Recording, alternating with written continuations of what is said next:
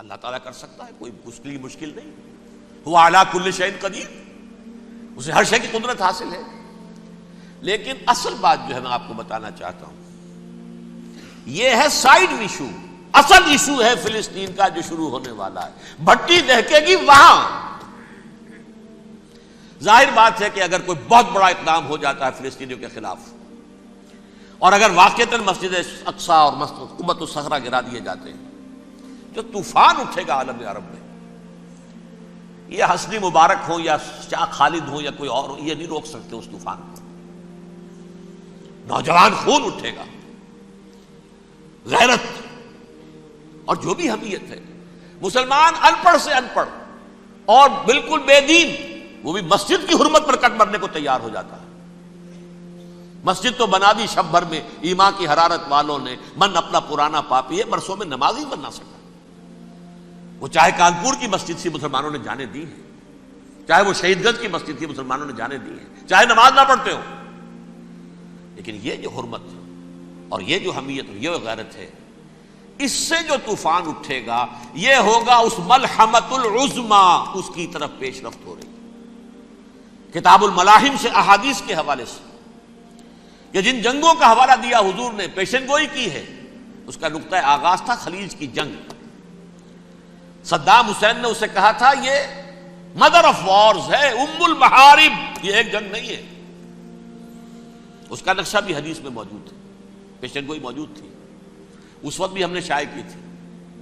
لیکن اس میں جو جنگ اب ہونے والی وہ الملحمۃ العظمی. ملحمہ کسے کہتے ہیں؟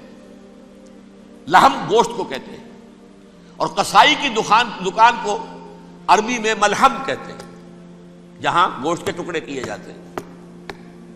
آج کل مشینوں سے ہوتے ہیں، اب جو ہے وہ ہاتھ سے چھریوں سے نہیں ہوتے، لیکن ٹکڑے ہو رہے ہوتے ہیں، جسموں کے چیتھڑے اڑ رہے ہوتے ہیں. ملحمہ، یہی لفظ استعمال کیا تھا حضرت سعد ابن عبادہ نے رضی اللہ تعالی عنہ یوم فتح مکہ.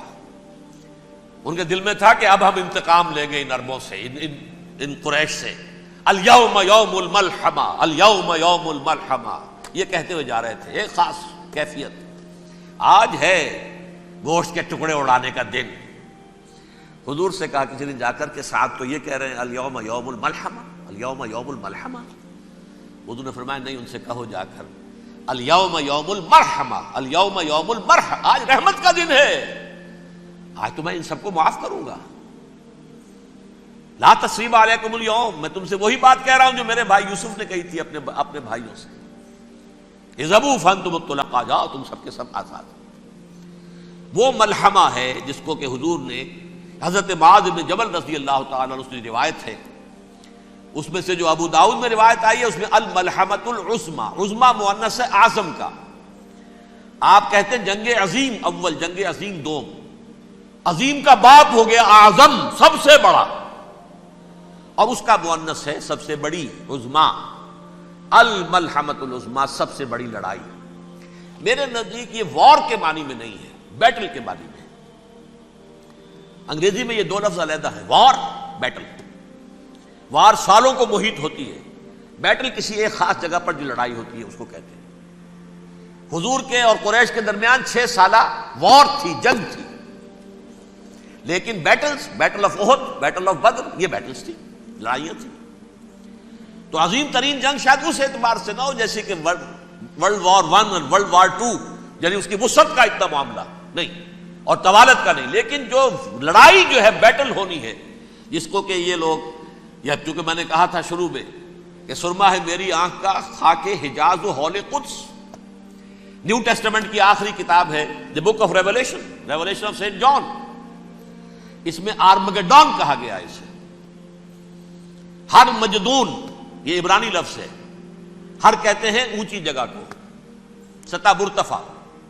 مجدون میگیڈو، میگیڈو ایک وادی ہے، مرتفع، وادی مرتفع. یہ ہے واقع لبنان، اسرائیل اور شام کے درمیان جو ٹکڑا، جو ٹرائنگل بنتی ہے، یہ ہے. یہاں پر بڑی جنگ لڑی جائے گی، اور یہ جنگ صلیب ہوگی جو کہا ہے بش نے. یہ جنگ صلیب 2nd ملینیم شروع ہوئی تھی تو پہلی صلیبی جنگ ہوئی تھی. 3rd ملینیم شروع ہوا ہے، یہ 2nd صلیبی جنگ ہے، یہ کروسیڈ ہے.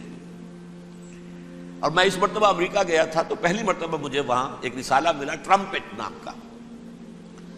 یہ امریکہ کے جو بہت ایکسٹریمسٹ قسم کے پروٹیسٹنٹس ہیں، یہ ان کا رسالہ ہے، اور ان کے بارے میں اب کہا جا رہا ہے وہ کرسچین زائنسٹ ہیں.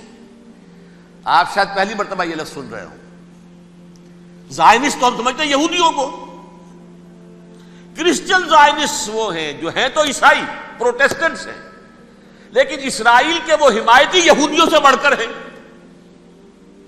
یہ میری کسی پہلی تقریر میں شاید بہت سے حضرات کو یاد آ جائے، میں نے کہا تھا 4 سال پہلے ہمارا تنظیم اسلامی کا ایک کنونشن ہوا تھا ہوسٹن میں، امریکہ کا جنوبی علاقے کا شہر ہے. ایک سیشن اس میں ہم نے رکھا تھا انٹرفیتھ، ایک عیسائی کو بلایا تھا، ایک یہودی بہت بڑا وہاں کا عالم ہے اس کو بلایا تھا.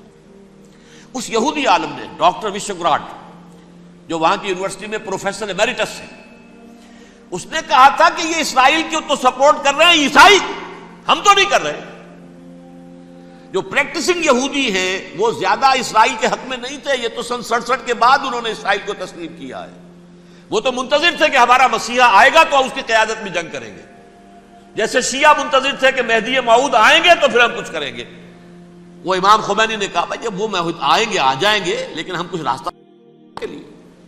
زائنسٹ نے آگے بڑھ کر ریاست قائم کر لی، اور جب یروشلم پر بھی پورا قبضہ کر لیا تب جو ہے در حقیقت مذہبی یہودی جو ہے پھر انہوں نے اپنایا ہے، اون کیا ہے، اور نئے سیٹلمنٹس جو بھی بنے ہیں وہاں پر اسرائیل میں، اس میں اکثر و بیشتر مذہبی یہودی آیا، اور بروکلن کے علاقے سے سب سے بڑھ کر آئے ہیں، جو امریکہ میں نیو یارک کا ایک جنوبی علاقہ ہے، بہت بڑا یہودیوں کا بہت بڑا گڑھ ہے. نیو یارک کو جیو یارک بھی کہا جاتا ہے، وہ تو اصل میں مرکز جو ہے وہ تو یہودیوں کا ہے. اس حوالے سے وہاں پر جو کرسچن زائنسٹ کہلاتے ہیں وہ اسرائیل کے یہودیوں سے بھی بڑھ کر کہیں سپورٹر ہیں. بہرحال اس دوسری صلیبی جنگ کا معاملہ جو میں کہہ رہا تھا، ٹرمپٹ نامی رسالہ، اس کا ایک مضمون ہے دی لاسٹ کروسیڈ. اب یہ آخری کروسیڈ ہے جو شروع ہونے والا ہے. میں تو حیران ہوں کس قدر کھل کے وہ باتیں کرتے ہیں. رومن کیتھولکس کو وہ کہتے ہیں کہ یہ شیطان ہے، یہ پوپ شیطان ہے، یہ یورپ کو اس نے جمع کیا ہے کرسچینٹی کی بنیاد پر، اور اس میں زیادہ تر کیتھولکس ہیں. آپ کو معلوم ہے برطانیہ بڑی مشکل سے شامل ہوا ان کے ساتھ، اس لیے کہ وہ پروٹیسٹنٹس کا سردار تھا، ابھی پوری طرح نہیں ہے. یورپ جو ہے وہ رومن امپائر دوبارہ یہ کھڑی کر رہا ہے، اور در حقیقت یہ جو ہے یہودیوں سے بھی چھیننا چاہتے ہیں اسرائیل کو اور فلسطین کو، اور مسلمانوں سے بھی، اور یہ وہی کروسیڈ جو تھے اربن ثانی کے، اس کی تیاری کر رہے ہیں تاکہ وہاں پر عیسائی حکومت قائم ہو جائے، کیتھولکس کی، پوپ کی حکومت قائم ہو جائے، جیسے ایسٹ تیمور میں کر دی ہے. ایسٹ تیمور میں کون سی حکومت بنی ہے؟ Roman Catholic. رومن کیتھولک اسرائیل میں بنے تاکہ یہ سارے مقامات مقدسہ جہاں اسرائیل پیدا ہوئے، حضرت مسیح پیدا ہوئے، بیت لحم کہاں ہے؟ وہی ہے کہ نہیں؟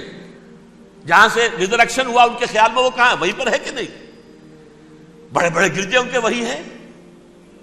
تو اس اعتبار سے ان کا کہنا یہ ہے یہ لاسٹ کروسیڈ کی تیاری ہو رہی ہے، یہ کیفور.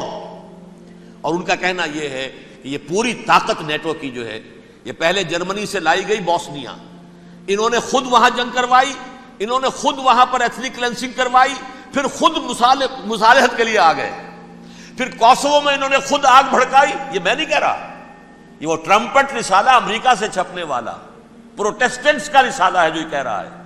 پھر انہوں نے کوسوو کے اندر کروایا، اور پھر وہ وہاں پر پیس فورس کی حیثیت سے آ گئے.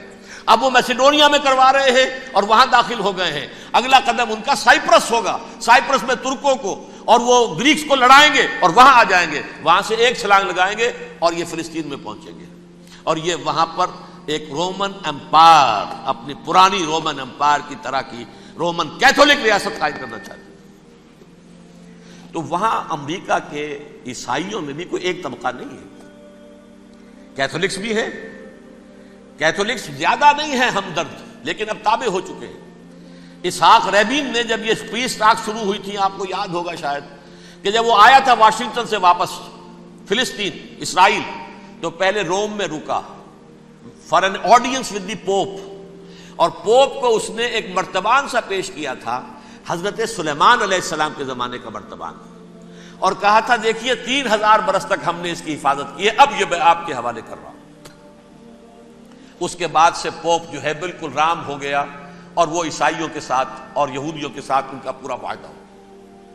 اب پورا عیسائی ورلڈ جو ہے بعثت مجموعی یہودیوں کے شکنجے میں ہے۔ البتہ ان کے اندر بھی جھگڑے ہیں، جو وہاں پر وائٹ کرسچن ملیشیاز ہیں وہ ایکسٹریمسٹ ہیں کیتھولکس، ان کے نزدیک دشمن نمبر 1 یہودی، دشمن نمبر 2 مسلمان، دشمن نمبر 3 جو یورپ میں کالے ہیں، ایفرو امریکن، چاہے وہ عیسائی ہو گئے ہوں، کوئی بھی ہو۔ یہ 3 دشمن ہیں جن سے انہوں نے کلینز کرنا ہے، صاف کرنا ہے ان کے خیال کے مطابق امریکہ کی سوسائٹی کو۔ اولاً یہود، پھر مسلمان، اور پھر یہ جو کالے ہیں۔ لیکن دوسری طرف پروٹیسٹنٹس کے اندر ایکسٹریمسٹ وہ ہیں جنہیں کہا جا رہا ہے یہ کرسچین زائنسٹ ہیں، یہ اسرائیل سے بڑھ کر سپورٹرز ہیں۔ بہرحال یہ اب جنگ ہوگی، اس کا نتیجہ کیا نکلے گا یہ تو اللہ ہی جانتا ہے۔ اب میں آخری بات کی طرف آ رہا ہوں۔ آخری نتیجہ تو جو بھی کچھ اپس اینڈ ڈاؤنز آئیں گے، تلک الایام نداولھا بین الناس، آخری نتیجہ ڈراپ سین وہ یہ ہوگا کہ اللہ کے دین کا بول بالا ہوگا، اور پوری دنیا پر محمد کے لائے ہوئے دین صلی اللہ علیہ وسلم کی حکومت قائم ہوگی۔ وہ گویا قیامت کی تمہید ہوگی، اس کے بعد بس قیامت آئے گی، کیونکہ مقصد کائنات، تخلیق کائنات پورا ہو جائے گا۔ پوری مخلوقات کے اندر مقصد تخلیق، کلائمیکس آف کریشن محمد الرسول اللہ صلی اللہ علیہ وسلم، دین کی تکمیل محمد الرسول اللہ صلی اللہ علیہ وسلم۔ اور اس خلافت عرضی کے لیے جو حضرت آدم کو خلافت دی گئی تھی، جب اس میں وہ خلافت پوری دنیا پر قائم ہو جائے گی، اس کا مقصد پورا ہو جائے گا۔ And that will be the beginning of the end۔ اس کے بعد قیامت ہے۔ آخری نتیجہ تو یہ نکلنا ہے۔ اس سے پہلے سزائیں ہمیں بھی مل رہی ہیں، اور یہاں میں کانٹے کی بات جو چھوڑ گیا تھا اس کو بیان کر دوں۔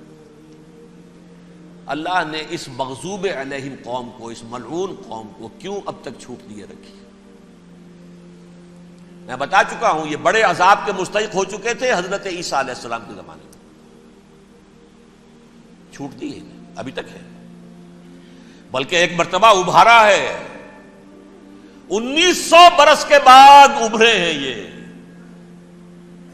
بالفور ڈیکلریشن 1917، سن 70 عیسوی کے بعد، تقریباً 1900 برس، 1850 برس تو ہے کم سے کم۔ پھر creation of Israel 1948، 1967 extension of Israel, یروشلم پر قبضہ۔ یہ سارا جو ہے کیوں ہے؟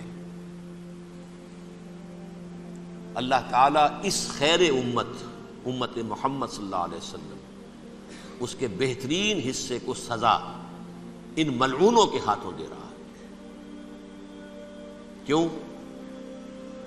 جو جرم انہوں نے کیا تھا وہی ہم نے کیا۔ انہوں نے اللہ کی کتاب کو پیٹھ کے پیچھے پھینکا، نبذ فریق من الذین اوتوا الکتاب کتاب اللہ وراء ظہورہم، ہم نے اپنی پیٹھوں کے پیچھے پھینکا کہ نہیں؟ کولونیل رول سے آزاد ہوئے، کہیں اسلامی قانون نافذ کیا، کہیں اسلامی نظام قائم کیا؟ تو جو جرم ان کا تھا وہی ہمارا ہے، اور ہم خیر امت ہیں، اور ہمارے میں سے خیر ترین عرب ہیں، ان پر اللہ کا فضل، ان کی مادری زبان میں اللہ کی کتاب موجود ہے۔ پھر انہوں نے اللہ کے دین کو پیٹھ دکھائی۔ جو ملک آزاد ہوا کولونیل رول سے، یا اس نے قبلہ کر لیا اپنا ماسکو کی طرف، یا کر لیا واشنگٹن کی طرف، کسی نے مکے کو قبلہ بنایا، یہ بدترین سزا ہے۔ ویل للعرب من شر قد اقترب۔ اور ترمذی شریف میں تو یہاں تک روایت ہے، من اقتراب الساعۃ ہلاک العرب، قیامت کے قرب کی ایک نشانی یہ بھی ہوگی کہ عرب ہلاک ہو جائیں گے۔ ایک حدیث میں الفاظ آتے ہیں کہ حضور نے جب کہا یہ ہوگا یہ ہوگا یہ ہوگا، یہ بربادی آئے گی، تو کسی زوجہ محترمہ نام میں بھول رہا ہوں، انہوں نے پوچھا کہ عرب اس دن کہاں ہوں گے؟ فرمایا العرب یومئذ قلیل، بہت کم۔ آخری خاتمہ ہونا ہے یہود کا حضرت مسیح علیہ السلام کے ہاتھوں. وہ عذاب جو 2000 برس تک ان سے ٹلا رہا وہ آئے گا اور ان کے رسول ہی کے ہاتھوں آئے گا. لیکن اس سے پہلے مسلمانوں پر یہ عذاب آ رہا ہے، ہولوکاسٹ کے درجے کا عذاب آ رہا ہے. البتہ ہم پاکستانی اس میں یوں سمجھ لیجئے کہ وہ تو خبریں موجود ہیں احادیث میں، وہاں تو جو ہونا ہے. اتنے انسان مریں گے کہ ایک پرندہ جو ہے اڑتا چلا جائے گا، وہ نہیں چاہے گا کہ نیچے اترے تو کسی لاش پر اترے، اسے جگہ نہیں ملے گی زمین خالی کر کہیں اتر سکے، تھک ہار کر گرے گا، مرے گا تو بھی لاش کے اوپر گرے گا.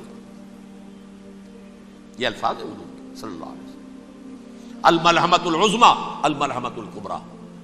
یہ لاسٹ کروسیڈ ٹرمپٹ اخبار نے، میں اس کا فوٹو اسٹیٹ بھی کبھی آپ کو دکھا دوں، ویسے میرے ساتھ ہے وہ رسالہ ٹرمپٹ.